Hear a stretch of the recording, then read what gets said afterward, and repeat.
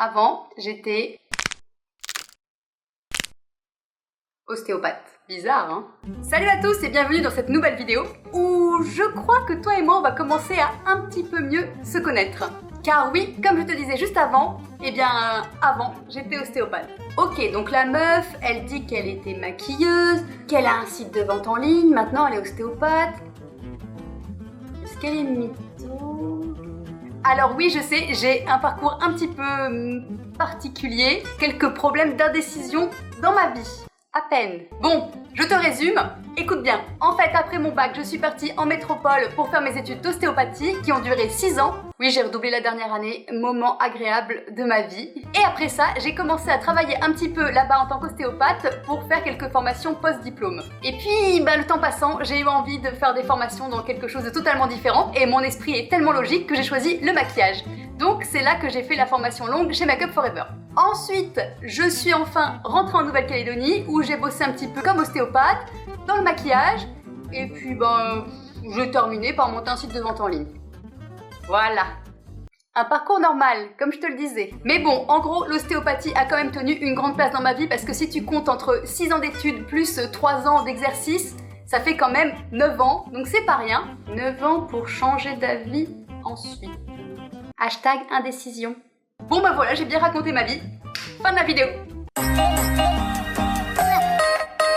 Ça va, oh. Quoi qu'il en soit, que ce soit pendant la fin de mes études et ensuite pendant les 3 ans où j'ai exercé seule, j'ai eu le temps de voir passer pas mal de gens, l'air de rien. Que ce soit des gens tout à fait normaux et sympas parce que j'ai pu faire de super rencontres grâce à ce métier, et aussi des gens très bizarres. Je sais que vous aimez bien ça, les gens bizarres, dans les vidéos. Et c'est pourquoi je vais te parler des pires patients. Patients. Alors j'ai envie déjà de te parler de ceux qui ont des douleurs dans des positions improbables, en tout cas incompatibles avec la vie quotidienne à mon sens. Si tu n'es pas contorsionniste, je ne comprends pas. Du genre, je sais pas, accroupi face à un mur, cambré. Tu fais ça chez toi? Ah là j'ai mal. Là ça y est, là, pile, là j'ai mal là. Là j'ai mal. Et là j'ai mal aussi, là. Pourquoi je fais cette vidéo? Ah mais là j'ai qu'un seul conseil. Ne fais pas ça! Ensuite, il y en a d'autres qui sont assez intéressants dans leur genre. C'est ceux qui prennent rendez-vous en urgence, j'irais même en extrême urgence, tout simplement parce qu'ils ont tellement mal. Si vous me prenez pas maintenant, je pense que je vais mourir. Actrice studio. Alors cela c'est marrant parce que y a plusieurs options.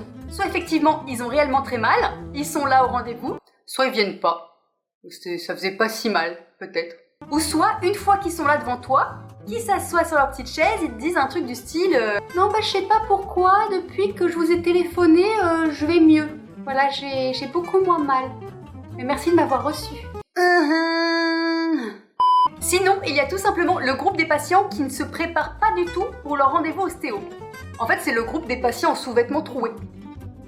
Mais bon, ce groupe-là, au départ, il me fait plutôt rigoler parce que bon, ça peut arriver à tout le monde à la limite. Jusqu'au jour où, petite histoire que je partage avec toi, alors que j'étais encore étudiante, un monsieur est venu me consulter pour une douleur au niveau de l'adducteur. Je te laisse taper adducteur dans Google pour voir où ça se trouve. Alors au début, tout se passe normalement, le monsieur se déshabille, s'allonge sur la table, et puis là c'est le drame.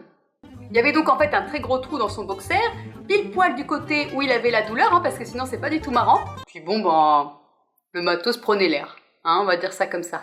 Ultra plaisant. Personne n'a envie de voir ça. Et je me demande quand même, le gars prend rendez-vous à la base pour cette douleur-là, il se doute très bien que, je sais pas, il a pas vérifié avant de venir. Vérifiez toujours avant de venir. Et on continue avec un autre groupe de patients chers à mon cœur, ceux qui ont une hygiène bien à eux. Bon, les gens qui sentent mauvais, voilà. Non mais je comprends bien qu'on puisse transpirer dans une journée, y a pas de souci. Mais certains, c'est Walking Dead, La phrase que j'adore dans ce contexte-là, c'est « Excusez-moi, je sens un peu des pieds ». Non mais tu sens pas un peu des pieds. Tu sens le pied. Ça englobe un peu, comme dirait Caradoc. Et le pire, c'est que toi, en tant que praticien, tu dois rester pro. Tu fais genre tout va bien. Et je te dis pas la concentration que ça demande pour continuer à bosser sans t'évanouir. Et le pire, c'est qu'au moment où ils partent, c'est là que tu réalises qu'en fait, il n'y a pas de fenêtre dans ta pièce. Donc tu gardes le fantôme de leur odeur tous les patients suivants. Voilà, ils pensent tous que c'est toi qui pues le pied. Sincèrement, tout ce que j'ai à te dire, c'est que si tu portes des ballerines sans chaussettes ou quoi que ce soit au collant, je ne sais quoi, En cuire toute la journée, avant de venir, va te laver les yeux, hein. On en a gros. Sinon, il y a aussi la catégorie de ceux qui te font peur. Et ceux-là, ça commence parfois dès le premier contact, genre le premier message qu'ils vont laisser sur ton répondeur. Oui, bonjour, je vous appelle car j'aimerais profiter de vos services. Je veux dire service en tant qu'ostéopathe, bien sûr. Et tu pensais à quoi d'autre? Et après, la consultation s'est déroulée de manière épique pour se terminer par une phrase donc du monsieur telle que « Je vais mieux, mais je reviendrai dans 3 semaines car je reprendrai le tennis à ce moment-là, donc je pense que j'aurai à nouveau des douleurs ailleurs. » Grand marabout voyant détecte vos futures douleurs. Et ce mec, c'est aussi celui qui t'appelle tous les soirs pendant une semaine à 20h, parce qu'il croit que même la nuit, t'es à son service. Sinon, celui qui est plutôt amusant, c'est celui qui veut négocier le prix de la consultation à la fin. C'est cher. Prochaine fois, moitié prix. Je fais tellement bien les accents, ça me sidère. Non mais le gars s'est cru chez le marchand de fromage en fait. Je sais que ça sent les pieds, mais quand même. Et puis évidemment, pas de bonne vidéo sans petite histoire de clébard. Et oui, il y a aussi des patients clébards. Alors il y a les petits clébards, ceux qui t'envoient des petits SMS de type « Vous êtes ma sauveuse, on devrait se voir à l'extérieur ». Ah bah oui, je suis évidemment sous le charme depuis que je l'ai manipulé et que je l'ai vu en slip bleu moule bite. Non mais les gens, les ostéos, ils font juste leur boulot en fait. S'ils vous touchent physiquement, c'est qu'ils n'ont pas le choix. Et sinon t'as ceux qui sont quand même à level légèrement au-dessus. C'est-à-dire qu'au début tout se passe normalement, puis le monsieur est donc déshabillé, allongé. Bon, il a monté la tente. Ne me demande pas de te faire un dessin. La personne qui était avec moi en stage ce jour-là se reconnaîtra sûrement, je te fais un petit coucou d'ailleurs si tu regardes cette vidéo. On se demande quand même à quoi certains pensent en venant en consultation. Je sais, c'est sûrement les mêmes gars qui cherchent des salons de massage avec finition sur annonce.nc. Tout s'explique.